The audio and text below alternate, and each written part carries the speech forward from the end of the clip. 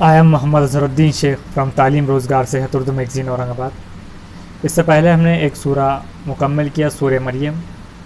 اب ہم سورہ طٰہٰ سورہ نمبر 20 یہ پڑھیں گے۔ اعوذ باللہ من الشیطان الرجیم، بسم اللہ الرحمن الرحیم۔ شروع اللہ کے نام سے جو بڑا مہربان نہایت رحم والا ہے۔ آیت نمبر 1 طٰہٰ۔ آیت نمبر 2 ہم نے قرآن تم پر اس لیے نہیں اتارا کہ تم مصیبت میں پڑ جاؤ۔ آیت نمبر 3 بلکہ ایسے شخص کی نصیحت کے لیے جو ڈرتا ہو۔ آیت نمبر 4 یہ اس کی طرف سے اتارا گیا ہے جس نے زمین کو اور اونچے آسمانوں کو پیدا کیا ہے۔ آیت نمبر 5 وہ رحمت والا ہے، عرش پر قائم ہے۔ آیت نمبر 6 اسی کا ہے جو کچھ آسمانوں میں ہے اور جو کچھ زمین میں ہے اور جو ان دونوں کے درمیان ہے اور جو کچھ زمین کے نیچے ہے۔ آیت نمبر 5 وہ رحمت والا ہے، عرش پر قائم ہے۔ آیت نمبر 6 اسی کا ہے جو کچھ آسمانوں میں ہے اور جو کچھ زمین میں ہے اور جو ان دونوں کے درمیان ہے اور جو کچھ زمین کے نیچے ہے۔ آیت نمبر 7 اور تم چاہے اپنی بات پکار کر کہو، وہ چپکے سے کہی ہوئی بات کو جانتا ہے اور اس سے زیادہ خفی بات کو بھی، کہ چپکے سے کہنے والی بات کو بھی اور وہ بات کو بھی جو ایک دم خفیہ ہے، سیکرٹ ہے۔ آیت نمبر 8 وہ اللہ ہے، اس کے سوا کوئی معبود نہیں، تمام اچھے نام اسی کے ہیں۔ آیت نمبر 9 اور کیا تم کو موسیٰ کی بات پہنچی ہے؟ آیت نمبر 10 جبکہ اس نے ایک آگ دیکھی تو اپنے گھر والوں سے کہا کہ ٹھہرو، میں نے ایک آگ دیکھی ہے، شاید میں اس میں سے تمہارے لیے ایک انگارہ لاؤں یا اس آگ کے پاس مجھے راستے کا پتہ مل جائے۔ آیت نمبر 11 پھر جب وہ اس کے پاس پہنچا تو آواز دی گئی کہ اے موسیٰ۔ آیت نمبر 12 میں ہی تمہارا رب ہوں، پس تم جوتے اتار دو کیونکہ تم طوٰ کی مقدس وادی میں ہو۔ آیت نمبر 13 اور میں نے تم کو چن لیا ہے، پس جو وحی کی جا رہی ہے اس کو سنو۔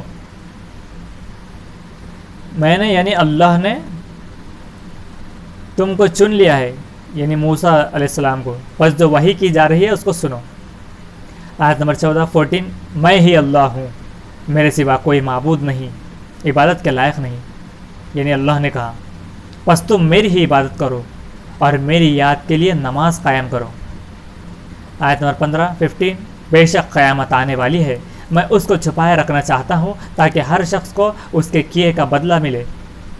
آیت نمبر 16 پس اس سے تم کو وہ شخص غافل نہ کرے جو اس پر ایمان نہیں رکھتا اور اپنی خواہشوں پر چلتا ہے کہ تم ہلاک ہو جاؤ۔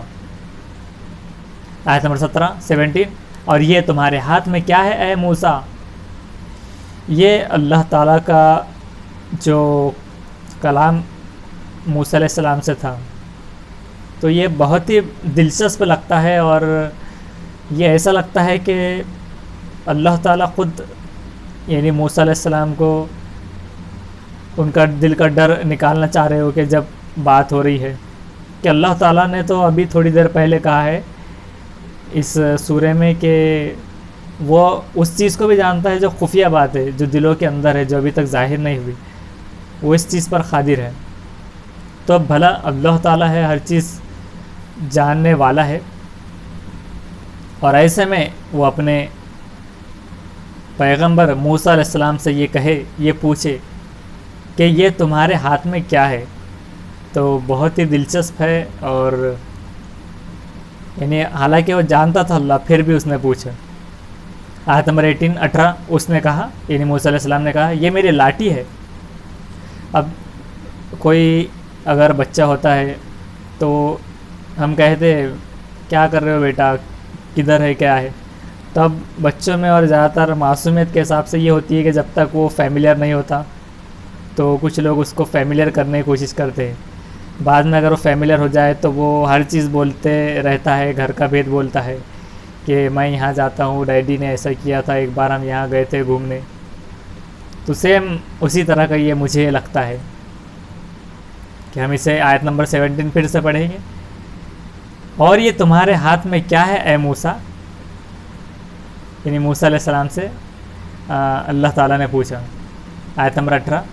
اس نے کہا یعنی موسیٰ علیہ السلام نے, یہ میری لاٹھی ہے, میں اس پر ٹیک لگاتا ہوں اور اس سے اپنے بکریوں کے لیے پتے جھاڑتا ہوں. اس میں میرے لیے دوسرے کام بھی ہیں, یعنی اس کے علاوہ اور یہ دوسرے کام بھی آتی ہے. کہ پہلے تو موسیٰ علیہ السلام نے بتایا کہ یہ میری لاٹھی ہے, اس کا انٹروڈکشن دیتے ہوئے میں اس پر ٹیک لگاتا ہوں, کبھی کبھی میں ٹیک لگاتا ہوں, اس سے اپنی بکریوں کے لیے پتے جھاڑتا ہوں, اور اس میں میرے لیے دوسرے کام بھی ہے اس کے علاوہ بھی. آیت نمبر 19 فرمایا, یعنی اللہ تعالیٰ نے فرمایا, اے موسیٰ اس کو زمین پر ڈال دو.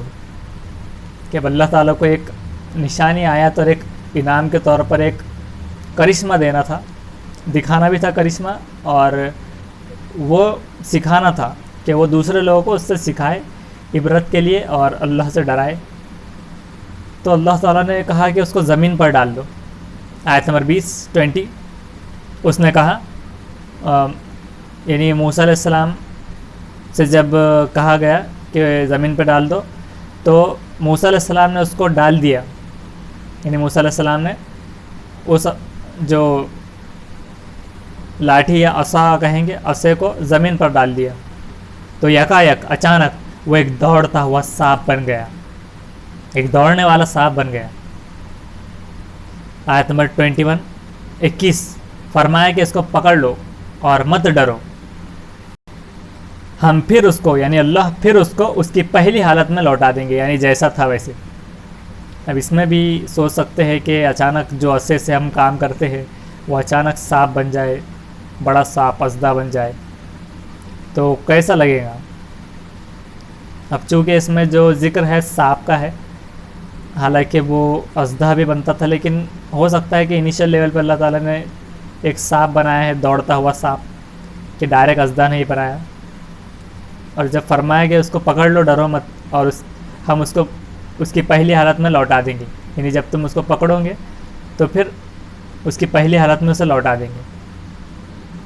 آیت نمبر 22 اور تم اپنا ہاتھ اپنی بغل سے ملا لو, یعنی تمہارا جو اپنا ہاتھ جو ہے اپنی بغل سے ملا لو, وہ چمکتا ہوا نکلے گا بغیر کسی عیب کے. یعنی ایک ہاتھ جو ہے وہ اپنے بغل میں لگا کر اسے باہر نکالو, وہ ایک چمکتا ہوا نکلے گا بغیر کسی عیب کے. یہ دوسری نشانی ہے. تو اس طرح سے اللہ تعالیٰ نے 2 نشانیاں دی موسیٰ علیہ السلام کو. آیت نمبر 23 تاکہ ہم اپنی بڑی نشانیوں میں سے بعض نشانیاں تمہیں دکھائیں. آیت نمبر 24 تم فرعون کے پاس جاؤ, وہ حد سے نکل گیا ہے. اب سیریس مدے پر آئے اللہ تعالیٰ کہ فرعون کے پاس جاؤ, وہ حد سے نکل گیا ہے, لمٹ کراس کر چکا ہے. آیت نمبر 25 موسیٰ نے کہا کہ اے میرے رب میرے سینے کو میرے لیے کھول دے. آیت نمبر 26 اور میرے کام کو میرے لیے آسان کر دے. آیت نمبر 27 اور میری زبان کی گرہ کھول دے.